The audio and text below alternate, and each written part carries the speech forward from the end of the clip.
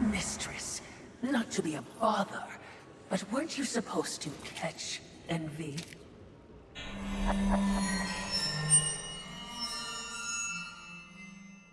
Hello ladies and gentlemen, my name is Pixel and welcome to the Sapphire Tech YouTube channel.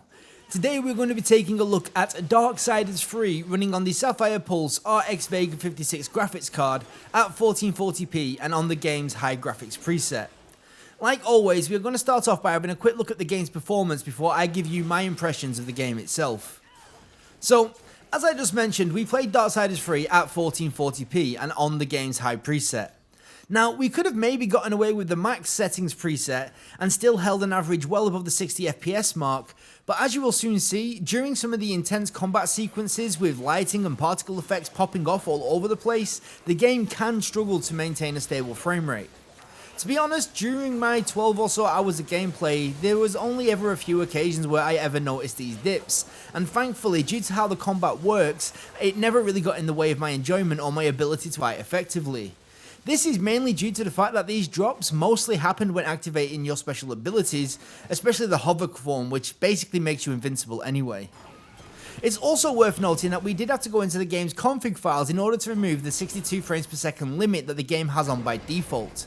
As far as I'm aware, doing this has had no negative effect on the game whatsoever, but I'm always worried when I need to unlock a frame rate manually, because most of the time there's at least some small reason why it's been locked in the first place. But with all that said, I have to admit that overall I am pretty happy with the performance on display. That's not to say it's perfect. I mean, I certainly believe that the visuals on display here don't really match up with the performance that we are seeing, but I think that's more down to the way that the game employs some really expensive and inefficient graphical effects, such as the screen space reflections that are visible throughout the world. I mean, they can certainly be pretty, but most of the time the effect is very subtle while still remaining very taxing on the frame rate. It just makes you wonder if the performance budget could have been better spent on something a little bit more obvious, to be honest. Anyway, before I move on and talk about the game itself, I want to quickly touch on why I'm even making this video in the first place and why it is so late. You see, when Darksiders 3 first launched, I did consider making one of these videos, but I saw the fairly cold reception that the game received, and I decided that I might as well just give the game a miss. Generally, the game received some fairly mixed reviews, with many people criticising it for not being as good as the previous games in the franchise, and for copying games like Dark Souls too much, and even for being borderline broken with consistent bugs and crashes, all of which did not paint a pretty picture. However, recently the game was added to EA's Origin Premier service that I already have a subscription to, so one night I decided that I would download it and give it a go, and yeah, let's just say that I enjoyed it enough to justify making this video. Now, before I make it sound like all the reviewers got it wrong, I just want to make a few things very clear. One, I have not played Darksiders 2, so I cannot, in good faith, say if Darksiders 3 is better or worse than that game. Two, most of the reviews that I saw were on the PlayStation 4 version of the game, and the technical issues people were reporting do seem to be a real concern on that platform. And three, it's been a while since the game launched and it has seen a few patches, so these could have greatly improved some of the stuff that people were complaining about. So, with that out of the way, let's finally take a look at the game itself. Darksiders 3 is somewhat of a cocktail that contains elements from many different games and genres. At its core, it is an action-adventure title, or maybe you could go as far to call it an action RPG. But it also borrows heavily from the Souls-like formula, combat plays out like that of a spectacle fighter, and the world you traverse is undeniably Metroidvanian by design. Please don't get me wrong. Games borrowing systems and mechanics from each other is nothing new, and I really don't think that there's anything wrong with it either. I only bring this up because of the interesting way that Darksiders 3 handles these borrowed mechanics. See, normally when a game takes something from another game, the developers generally either try to expand on the thing that they've taken, or they completely miss what made that system or mechanic so special in the first place. Darksiders 3 on the other hand does neither. Rather, the developers take an element and then they trim off as much of the fat as possible while keeping the core intact. In many ways, Darksiders 3, at least for the most part, captures what makes the Souls series so good, while staying true to itself and streamlining everything in the process. I suppose the best way to put this is that it somehow manages to give you the feels that you get when playing a game like Dark Souls, without actually feeling like Dark Souls. And honestly, that is the kind of thing that most developers fail to achieve. But we will talk about this more a little bit later on, because first I want to talk about the story. In each of the games in the Darksiders franchise, you play as one of the four horsemen of the apocalypse. In Darksiders 1, you played as War. In Darksiders 2, you played as Death.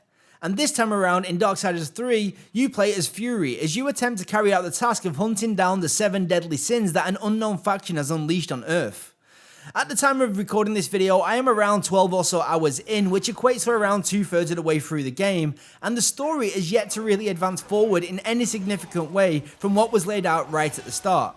I mean, it's obvious to me that I am being manipulated, but as of yet, any big plot twists that I feel are bound to happen have not yet materialized. I hope you've left something for me. I'll try not to enjoy this too much.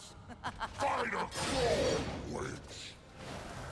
Oh, that is unfortunate. Thankfully, the core premise is at least interesting enough to keep me invested. By no means is this story going to win any awards, but it's definitely done enough to keep the wheels turning. Not to mention, the moment-to-moment interactions themselves are pretty awesome, something helped along by the stellar character designs and the fairly decent and consistent voice acting.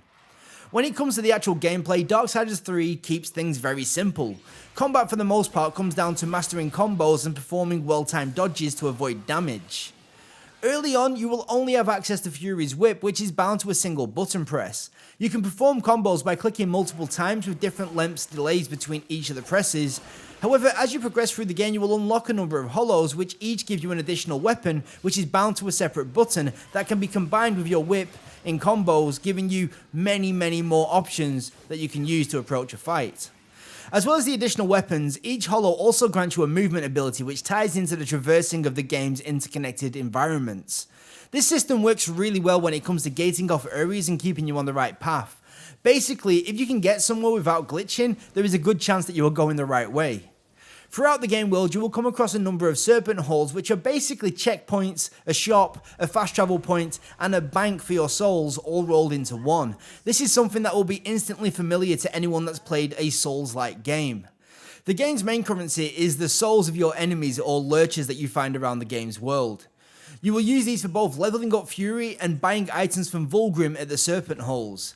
If you die before banking your souls, you will drop them where you die and you will have to go back and collect them or they will vanish forever. The RPG mechanics and the leveling system here are really quite basic. I mean, you can level up Fury's health, her damage and her arcane damage, and that's pretty much it.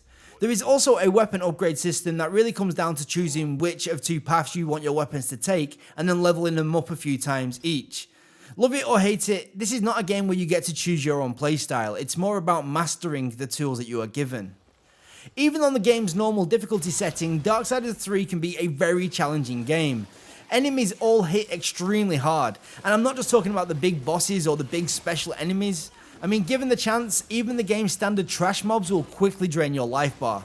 Yet, I never really found the game to be unfairly difficult. If you're the kind of person that has been turned off by all the reviewers comparing the game to Dark Souls, then don't be. It's a totally different game. Now, before I end, I want to make it extremely clear that I am not trying to make out that Darksiders 3 is by any means a perfect game. I mean, it clearly has its issues. The camera can be pretty awful at times, making some of the combat sections needlessly difficult. I also found myself getting stuck out of bounds on a few too many occasions, which required a restart to fix. And the performance, while generally fine, did suffer from dips that I don't believe that the visuals truly justify. But apart from these things, I don't actually think that there's much more you can come out and outright call objectively bad. The character designs look great and they are animated even better. The voice acting for the most part is on point, even if the writing can be a little bit cheesy from time to time. And while I've seen many people complaining about the environments being both bland and barren, I have to say, I completely disagree. Sure, they are not packed full of details like many modern games, but at the same time they are extremely functional from a gameplay perspective, and I would argue that it's actually kind of rare these days to not find yourself getting stuck on all the little objects that are dotted around the place, but I can't remember this happening a single time during my playthrough.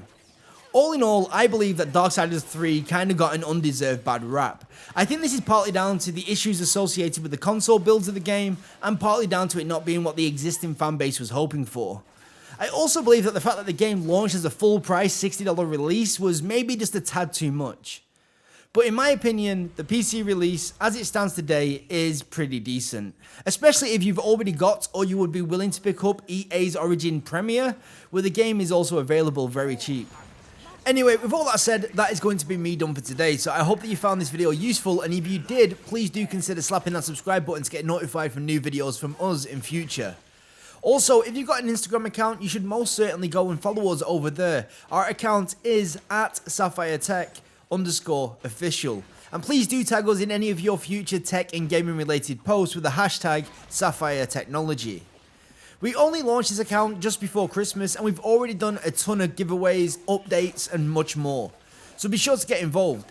If you've got any questions, feedback, or suggestions, please do leave them in the comment section below this video, and myself or somebody from Sapphire will try and get back to you. Once again, I have been Pixel, thank you so much for watching, and I hope to see you again very soon. So until next time, I will catch you later, bye bye.